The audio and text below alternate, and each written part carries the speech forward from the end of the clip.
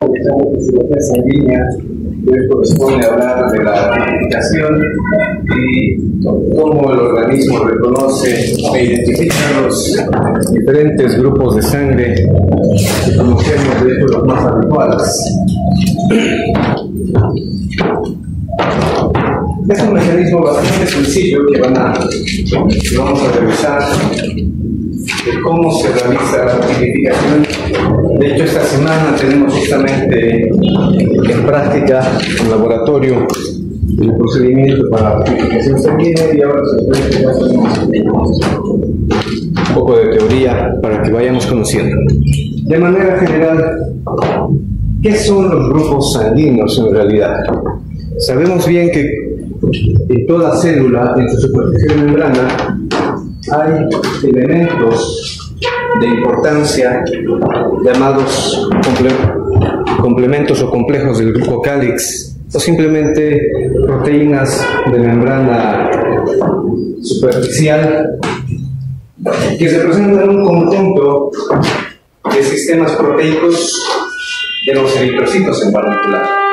No estamos hablando de otras células, aunque lógicamente en otras células puede existir este sistema, pero también existen otros sistemas variantes de reconocimiento, porque estas proteínas, estos complejos proteicos, estos sistemas, además nos sirven para la clasificación y categorización de los glóbulos rojos. También generan un sistema de reconocimiento celular y tisular, porque no olviden, de ahí es que vienen justamente los mecanismos de respuesta inmune cuando queremos transfundir sangre y la sangre no es compatible, no es del mismo sistema, del mismo grupo sanguíneo, obviamente va a generar una respuesta. Y sirven, este sistema, estos conjuntos proteicos, sirven como activadores o desencadenantes de la respuesta inmunitaria, lógicamente con lo que acabo de decir. Si la sangre no es compatible, va a haber reacción. Entonces, ¿cuál va a ser nuestro objetivo como temática y como aprendizaje de hoy? Y lógicamente tenemos que entender la existencia de estos sistemas o complejos proteicos que nos ayudarán a entender que en un proceso de transfusión sanguínea e incluso en trasplante hay que considerar la tipificación de los grupos de sangre. ¿Ya? Entonces vamos a reconocer de entrada que hay 4 grupos de sangre habituales, que en un momento los detallamos: los de tipo A, los de tipo B, AB y el grupo 0. Por favor, esto quiero que se lleven, algunos ya lo deben entender, ya lo deben conocer, pero quiero que se lleven hoy. No existe el grupo O, no es O, es 0, y en un momento lo explicamos por qué. Entonces, estas proteínas, estos sistemas complejos, están en la superficie de la membrana celular del eritrocito. Otros conceptos que no podemos dejar pasar son muy necesarios. Esta semana les van a preguntar de seguro en práctica qué son los aglutinógenos, qué son las aglutininas, qué es el mecanismo de aglutinación y otros. Un aglutinógeno representa una molécula de superficie de membrana con estructura glucosfingolipídica. Su nombre lo dice: aglutinógeno, que genera o desencadena aglutinación. Dicho de otro modo, aglutinación es como un conglomerado. Disculpen aquí las señoritas, no estoy no hay ninguna otra intención. Yo anticuerpo, puedo agarrar a esta célula y la agarro a esta célula y las tengo juntas. Es simplemente eso, es aglutinar a las células mediante una reacción de tipo inmunológica entre un anticuerpo y su antígeno respectivamente, porque al aglutinógeno también lo vamos a llamar antígeno, porque es una proteína. No olviden que toda proteína de superficie de membrana sirve como reconocimiento, decíamos hace un rato, y sirve para desencadenar una respuesta inmune. Entonces, estos complejos proteicos no son la excepción. Entonces va a haber una reacción antígeno, anticuerpo o antigénica, y la aglutinina son grupos de gamma globulinas, es decir, también son proteínas, generalmente son las de tipo M o las de tipo G, no son otra cosa que anticuerpos, que se producen en las células inmunes. Lógicamente los linfocitos B producen estos anticuerpos, pueden ser en la médula ósea, en ganglios linfáticos y en otros tejidos que corresponden y pertenecen al sistema inmune. Entonces, estos anticuerpos están presentes en el plasma del paciente, de la persona, de cada uno de nosotros. Por lo tanto, al entrar en contacto con un tejido que no es compatible, que no se puede reconocer, no tiene el mismo sistema de inmunocomplejos, entonces nos va a generar una respuesta como tal de aglutinación. Entonces, para que quede claro, por último, los aglutinógenos se agrupan, se aglutinan. La aglutinina es el que desencadena la aglutinación de los aglutinógenos, ¿ya? ¿Y dónde están los aglutinógenos? En la superficie de membrana de los eritrocitos. ¿Qué es la aglutinación? Lo que acabo de decir. Mecanismo de reacción entre un aglutinógeno y su aglutinina, es decir, se unen entre ambos, generando conglomerados de los glóbulos rojos.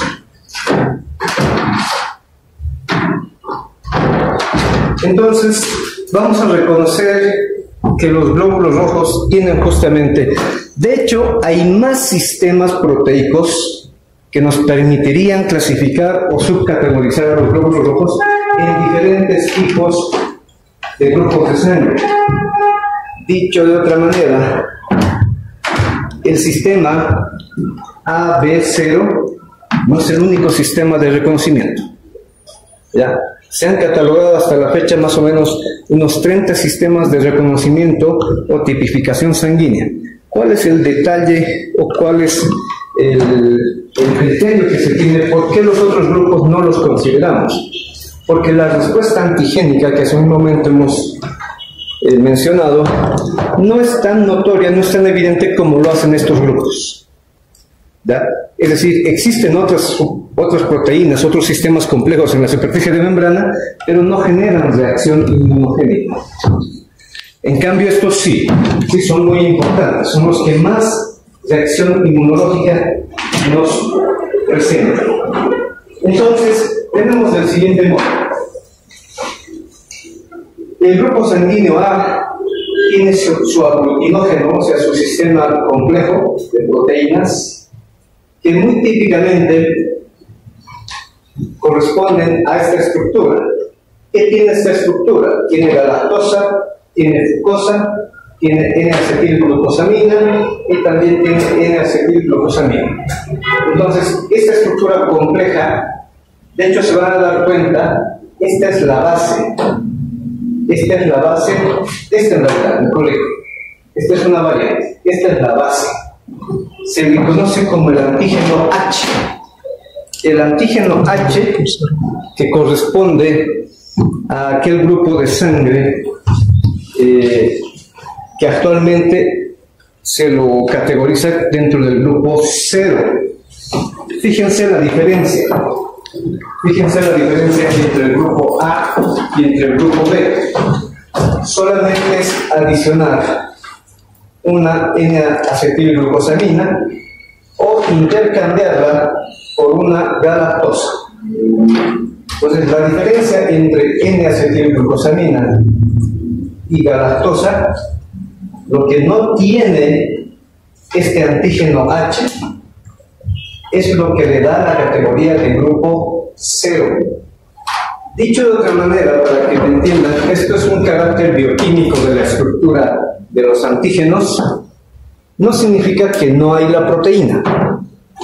Hay la proteína, pero por la falta de la N-acetilglucosamina o por la falta de la galactosa, no genera reacción inmunogénica. ¿Ya? Por eso lo categorizamos como grupo 0. Grupo 0.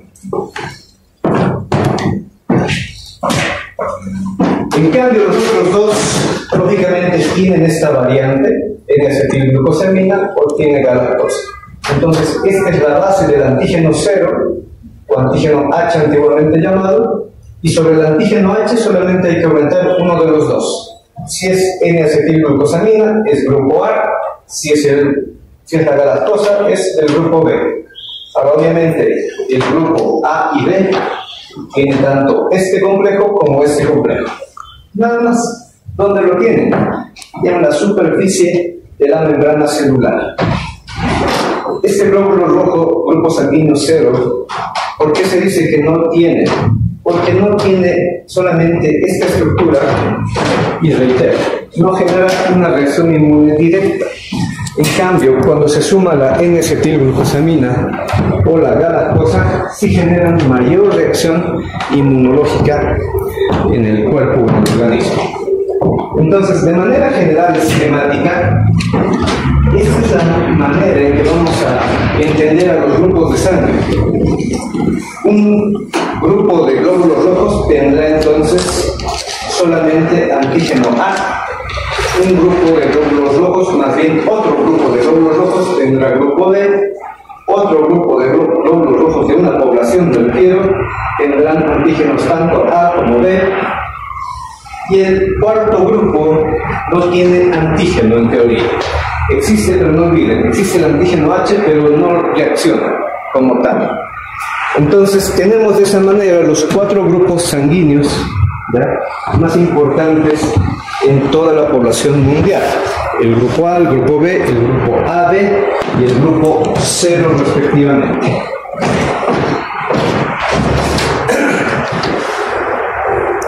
Las aglutininas. Esto es importante y espero que me atiendan unos segundos. Es lógico entender, hace un rato ya hemos mencionado el concepto. ¿Qué son las aglutininas?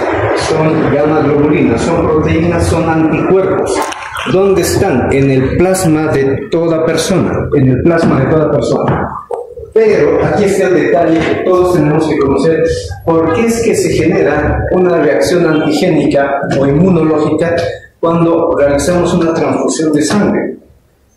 Y por eso es muy importante la tipificación. Las personas, el grupo poblacional que tiene antígeno de tipo A, tiene anticuerpos anti-B. Las personas o el grupo poblacional con tipo de sangre A con antígenos A, en su plasma está circulando antígenos anti-B, ¿verdad? Es decir, aglutininas anti-B.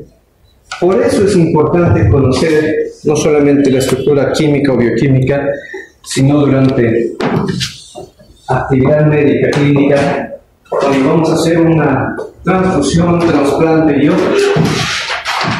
No podemos transfundirle a este grupo de sangre un tipo de sangre, una variante que sea B, porque el tipo B tiene aglutininas anti-A. ¿Qué va a pasar si yo mezclo sangre de tipo A con sangre de tipo B? Estas aglutininas anti-B van a reaccionar con los glóbulos rojos del donante. Y estas aglutininas de tipo anti-A van a reaccionar con los glóbulos rojos del receptor. Y van a generar una respuesta inmune. Valga la aclaración. El mecanismo de reacción antígeno-anticuerpo, aglutinógeno y aglutinina no daña al organismo. Lo que daña después, al revés, lo que daña es lo que viene después, es decir, la respuesta inmune celular que acontece. Es decir, van a venir los macrófagos, pueden venir los neutrófilos y van a empezar a carcomer aquellas células aglutinadas. Ahí está el problema, ahí está la reacción inmunológica como tal. Y lógicamente se liberarán muchos componentes, entre ellos histamina, algunos otros vasodilatadores como prostaglandinas y los E2, que van a generar una reacción, incluso puede llegar hasta la anafilaxia. El grupo AB, el grupo poblacional con tipo de sangre AB, como tiene los dos antígenos, no tiene ninguna aglutinina. No tiene ninguna aglutinina. Por eso se dice que ese grupo poblacional es un buen donador. Un buen donador.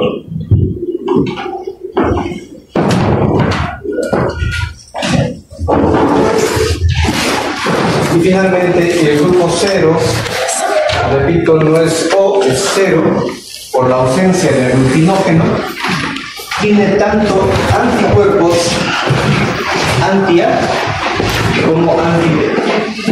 Anti-A como anti-B. Entonces ya sabemos la estructura de un anticuerpo. Tienen cadenas pesadas, tienen cadenas ligeras, y este es el punto donde se acoplan los eritrocitos para generar la aglutinación. ¿Cómo es el mecanismo de aglutinación? Muy sencillo. Se reconoce la célula, el aglutinógeno, se suman las aglutininas.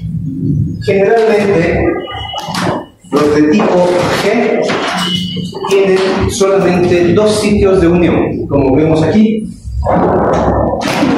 Es decir, un anticuerpo solamente va a agarrar a dos eritrocitos, los de tipo G. Cuando esta aglutinina es de tipo G, solamente agarra a dos eritrocitos. Pero si es una aglutinina de tipo M, tiene 5 sitios, porque la aglutinina de tipo M, es decir, el anticuerpo de tipo M, es pentamérica. Significa que son 5 de estos unidos, por lo tanto puede agarrar a 10 células. A 10 células. En ese sentido, la conglomeración sería mayor, o será mayor. ¿Cómo se reconoce que cuando hacemos una mezcla de sangre o tipificación, cómo se reconoce que ya ha habido la aglutinación, que ya ha habido la reacción antígeno-anticuerpo? Se lo ve de esta manera. Aquí pareciera que estuviera como una espuma, pero en realidad no es como una espuma, son como grumos. Y eso lo van a ver esta semana en el laboratorio.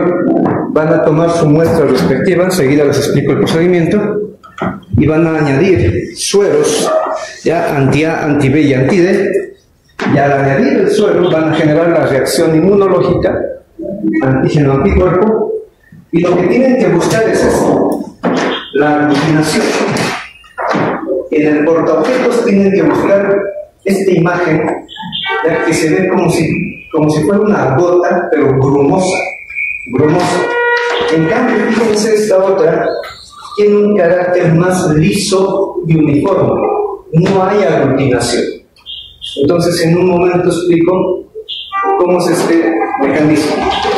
Ahorita les voy a explicar cómo es la tipificación. Nos falta un sistema.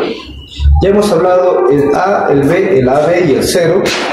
Nos falta un sistema que también es muy relevante y es diferente de estos primeros, es diferente de los 4, del A, del B y del AB y del 0. Es el antígeno D o factor RH. Lógicamente entenderán que es otro complejo de proteínas también de superficie de membrana, con una estructura muy similar a la anterior, ¿ya? Donde solamente tenemos dos opciones. ¿Está presente el antígeno o no está presente el antígeno D? ¿Por qué lo llamamos habitualmente factor RH? Porque se ha descubierto este antígeno en los monos, en los macacos de la subespecie Rhesus. Entonces se ha quedado la nominación desde el año 1937. Lars, Steiner y Weiner son los que han descrito y descubierto justamente esta variante de factor antigénico en estos modos. ¿Cuál es el problema y el detalle? Mucho ojo, jóvenes. Hay 6 variantes de factor RH o factor antigénico D. 6 variantes. Puede ser RH C mayúscula, D C minúscula. Puede ser RH D mayúscula, D minúscula, puede ser RH, E mayúscula, E minúscula. Son las 6 variantes. Dice la teoría, dicen las investigaciones, que una persona puede tener a predominio una de las 6, pero nada raro que encontremos las otras variantes también en la superficie de membrana. Nada raro que hayan las otras variantes, ¿ya? Sean mayúsculas o sean minúsculas. Pero ¿qué también nos dice la teoría? ¿Qué más nos dice la teoría? Si yo tengo antígeno de superficie D mayúscula, no puedo tener antígeno de superficie D minúscula. Cualquiera de los otros 2 o 4 sí puedo tener, pero menos la D minúscula. ¿Ya? Y así sucesivamente para los demás. ¿Cuál es el otro detalle? La RH, la variante RH D mayúscula, es la que más encontramos proporcionalmente en la población mundial. ¿Ya? La variante antigénica del factor RH es la que más abunda en la población en el mundo, con una relación, ahí nos dice, con una relación del 95% es positivo y solamente el 5% es negativo. O sea, dicho de otra manera, de cada 100, 95 sí tienen el factor antigénico D. ¿Ya? Y el otro 5% no lo tiene, o tal vez tiene otra subvariante. ¿Cuál es el otro y último detalle de las otras variantes? Tampoco son tan antigénicas.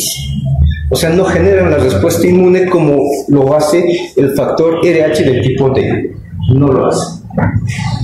Bueno, habiendo aclarado estos aspectos, ahora sí podemos entender cómo se realiza la tipificación sanguínea. Es un procedimiento muy sencillo que lo van a hacer esta semana en práctica. Lógicamente requerimos una muestra de sangre. Para eso es suficiente hacer una punción con una lanceta en un pulpejo, como estamos observando acá. Lógicamente, después de todo el proceso de antisepsia y también bioseguridad, hay que calzarse guantes. Se realiza la punción y simplemente requerimos 3 gotas. 1, 2, 3. Podemos separarlas, pero en lo posible no tiene que haber mezcla de esta gota con esta gota ni con la otra. Suficiente las 3 gotas. Tenemos que marcarlas, una va a ser A, una va a ser B y otra va a ser D. Luego, ¿qué hacemos? Aplicamos los antisueros. Los antisueros generalmente vienen en un kit de 3 antisueros. El de color celeste o azul es el antisuero anti-A, el de color amarillo es el antisuero anti-B y el de color transparente o translúcido es es el antígeno de anti-D. ¿Qué se hace? Lógicamente, se agarra una gotita y se lo vierte a cada muestra. Por cierto, se requieren por lo menos 2 gotas de sangre en esta, 2 en esta otra, 6 gotas de sangre en total. Vertemos entonces y luego simplemente esperamos la reacción. ¿Qué hacemos? Suavemente hay que mover el portaobjetos, suavemente hay que mover para que se mezcle y se genere la reacción. Lógicamente les van a pedir tal vez un palillo, habitualmente es un mondadiente, o pueden usar también un material plástico. ¿Ya? Hay pequeños instrumentos de plástico. ¿Para qué? Para generar la mezcla, pero ojo, no permitan y no dejen que se junten las 2 muestras. Entonces hacemos la mezcla acá, hacemos la mezcla en el medio y hacia abajo, y vamos a obtener después el resultado correspondiente. ¿Qué es lo que tenemos que buscar? Esto.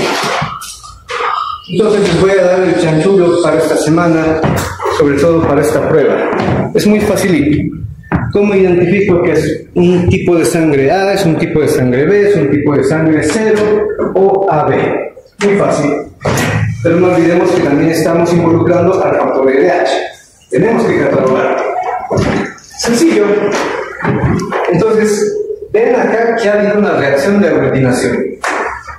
Aquí no ha aglutinado, aquí también sí ha aglutinado. Entonces, siempre la del lado izquierdo corresponde a la muestra del antígeno o antisuero anti-A. En el medio es el anti-B, en el otro costado es el anti-D. Solamente los tres suelos. Aglutinación. Aglutinación, este es un tipo de sangre ARH positivo, porque este da el factor RH. Aglutinación. Donde no aglutina significa que no ha encontrado al antígeno. No ha encontrado el antígeno. Le hemos echado anticuerpos, pero como no ha encontrado el antígeno, no genera aglutinación. Donde sí ha encontrado el antígeno, aquí ha encontrado el antígeno A y aquí ha encontrado el antígeno D, entonces ha aglutinado, por eso deducimos que es un tipo de sangre ARH positivo. Este otro, no hay aglutinación, sí hay aglutinación, sí hay aglutinación. Entonces siempre el del medio es el antígeno o antisuero anti-B. Entonces es tipo de sangre B positivo, BRH positivo, porque también hay aglutinación. BRH positivo. Aquí vean, las tres muestras han aglutinado, han conglomerado. Entonces hay reacción con el antígeno A, hay reacción con el antígeno B y hay reacción con el antígeno D. Entonces es un tipo de sangre ABRH positivo. Y finalmente, cuando no hay ninguna reacción, no ha aglutinado con el antisuero A, no ha aglutinado con el antisuero B, no ha aglutinado tampoco con el antisuero anti-D. Entonces, este es un tipo de sangre de los más raros, ya que es el 0RH negativo. Esto sería negativo. Si aquí hubiera aglutinado, como esto, sería 0RH positivo. ¿Ya? Entonces, esta imagen nos está mostrando en el último esquema una variante muy rara, que es el 0RH negativo. Entonces, de esa manera se hace la lectura. Es muy sencillo. No es difícil. Lo único que tienen que evitar es que no se mezclen las muestras. ¿Ya? Que no se mezclen las muestras. Ahora, lógicamente, no olviden, aquí faltaría la variante RH negativo, BRH negativo, ABRH negativo.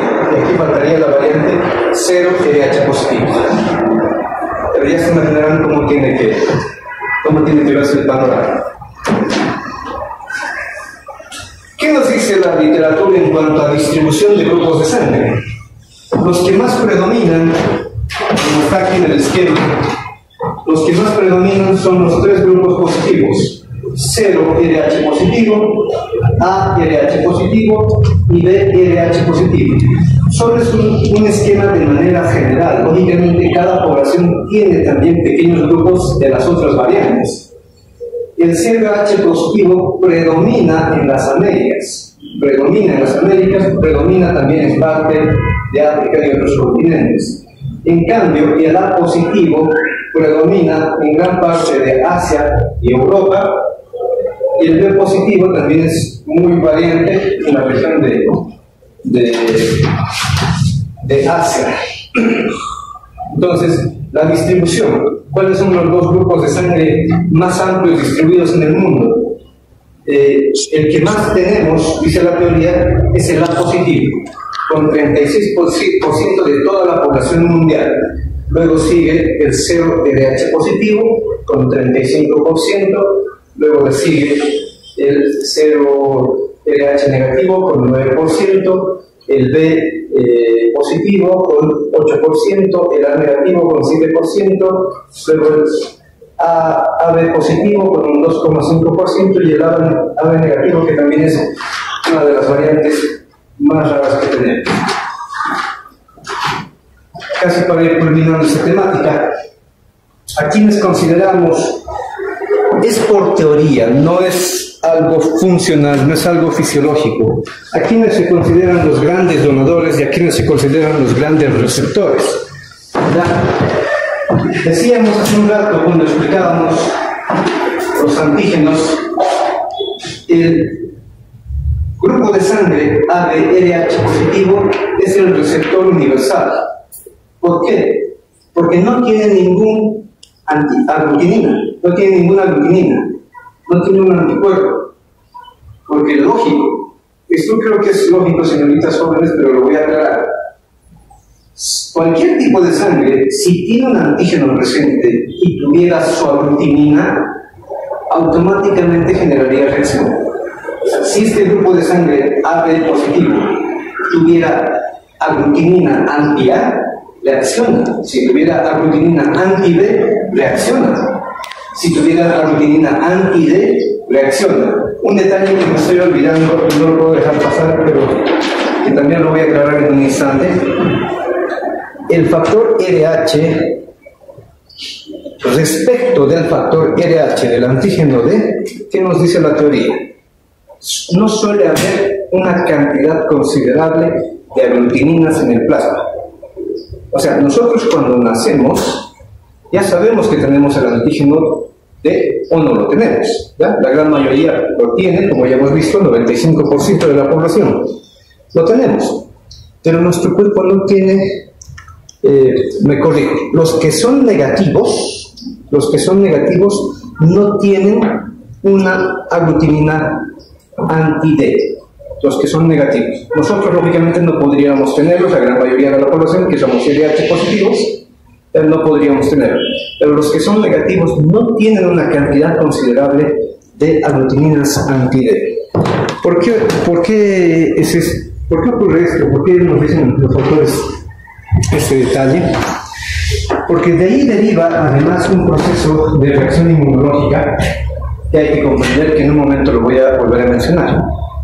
Que necesitamos entrar en contacto, es decir, un grupo de sangre RH negativo para generar más aglutininas anti-D tendría que entrar en mezcla, vamos a decir, o sea, tendría que haberse transfundido un grupo de sangre RH positivo. O sea, entra en contacto con la sangre de esa otra persona y recién reacciona ese cuerpo generando más aglutininas. Recién. Y ese detalle es muy relevante, que en un momento vamos a hablar por qué. Entonces decíamos aquí, ¿cómo es la compatibilidad? Se dice que ABRH positivo es el receptor universal. ¿Por qué? Porque no tiene aglutininas. No tiene ninguna aglutinina. Entonces, es fácil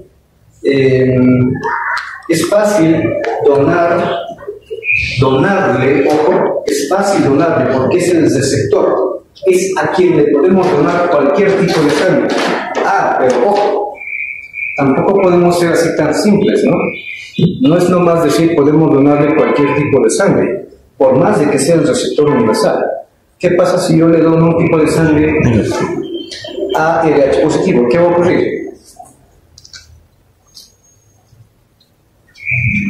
Los anticuerpos ya van a destruir a los eritrocitos. ¿A quiénes, pero específicamente? A los... ¿Con quién va a aglutinar o no hay aglutinación?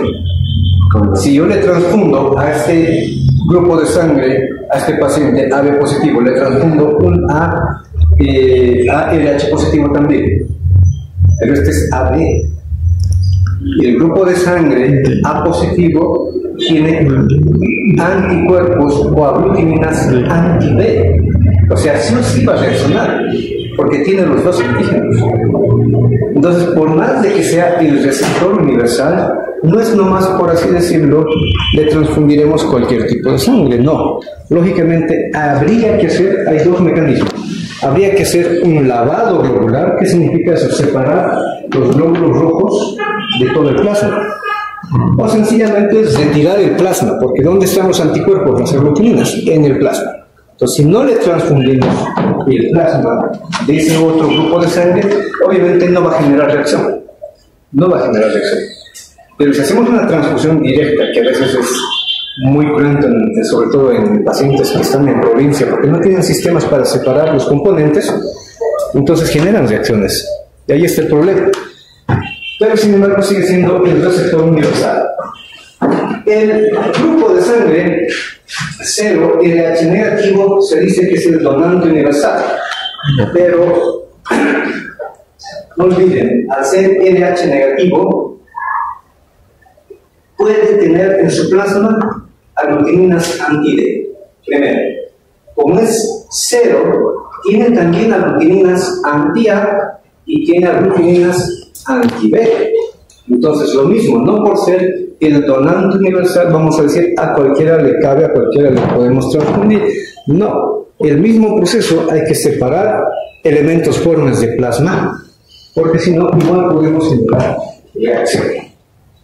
Salvo que le transfundamos directamente entre el 0 RH negativo a un 0 RH positivo. Ahí no va a haber reacción. No va a haber reacción. Entonces ahí tienen el cuadro de compatibilidad. El grupo A positivo puede donar a los A positivos, lógicamente, puede donar a los AB positivos, pero puede recibir sangre de los 0 positivos, 0 negativos, A positivo, A negativo. Bueno, y así sucesivamente, no queremos extendernos con ese detalle. Esto es lo importante que les decía del factor RH.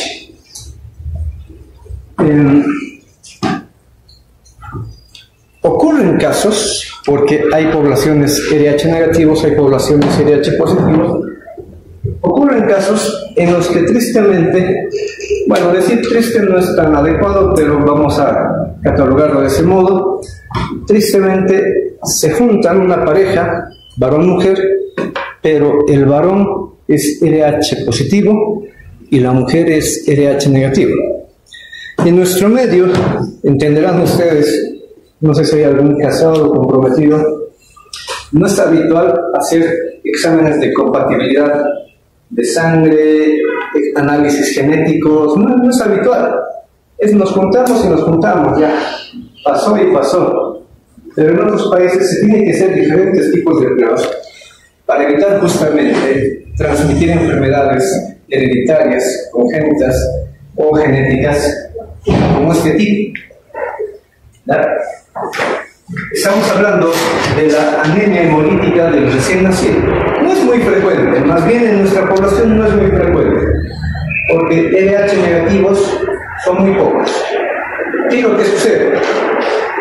La madre es RH negativo, pero el producto ya de la mezcla de estos dos genes, gen paterno, gen materno, lamentablemente por predominancia, no olvidemos que la gran mayoría de la población es RH positivo, entonces por predominancia, por el gen recesivo autosómico dominante del factor RH o factor D, el producto resulta ser RH positivo. Este producto suele ser RH positivo. ¿Qué va a ocurrir? Madre tiene grupo de sangre RH negativo y el producto tiene grupo de sangre RH negativo. No olviden que en todo el proceso de maduración, bueno, si no lo conocen, por lo menos se los menciono. En el proceso de maduración y formación de la placenta y el producto, ¿ya? En un momento hay mezcla de sangre. En una etapa de la vida embrional y fetal hay mezcla de la sangre materna con la sangre del producto del feto. Entonces es lógico entender que si la madre tiene un grupo de sangre RH negativo y el producto, el feto, tiene una sangre de tipo RH positivo, va a generar una reacción inmunológica. ¿Qué va a suceder? La madre, como es RH negativo, ya tiene aglutininas anti-D. Pero habíamos dicho, su titulación es muy baja.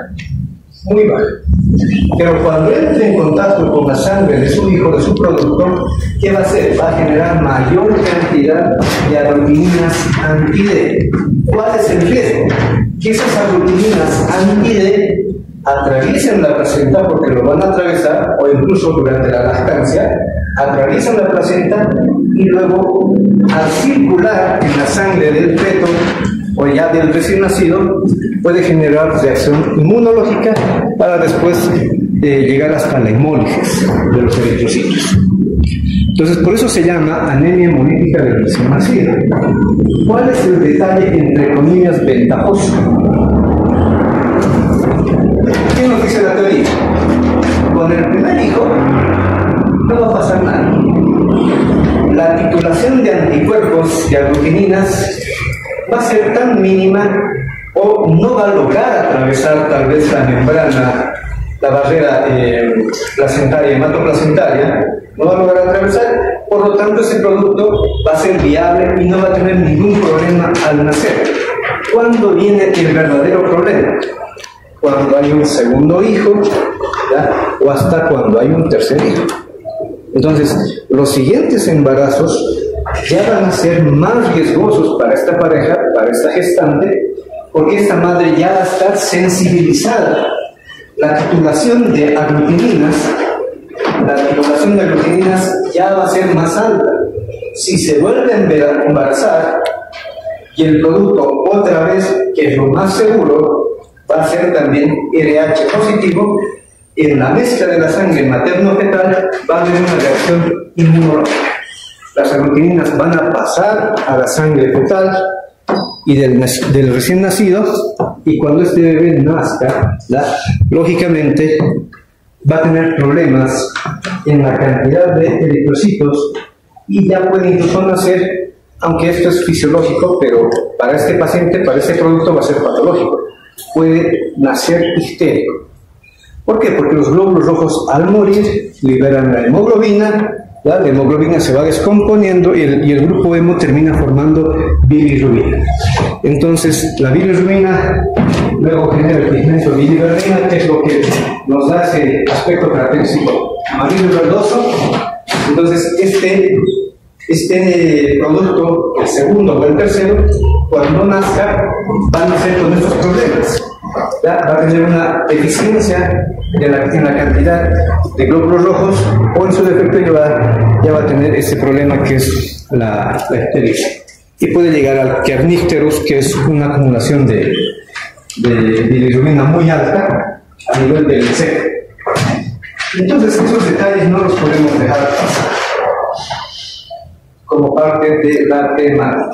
Bueno, y así cortito y sencillo es este tema. No sé si tienen alguna duda, alguna consulta.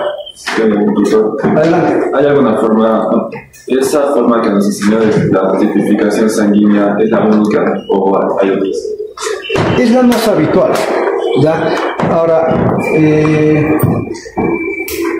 hay otros sistemas de tipificación que son obviamente hoy por hoy más sofisticados, pero en nuestro medio no se utilizan, que es simplemente hacer reacciones de inmunocomplejos, es decir, no olviden que estamos hablando de antígenos, proteínas, estamos hablando de aglutininas. Entonces se puede hacer dos mecanismos: o se busca el aglutinógeno o se busca a la aglutinina. Ahorita lo más fácil es buscar al aglutinógeno, o sea, porque se pueden crear de manera sintética incluso los anticuerpos anti-A, anti-B o anti-D, y directamente lo ponemos en la muestra de sangre y va a reaccionar.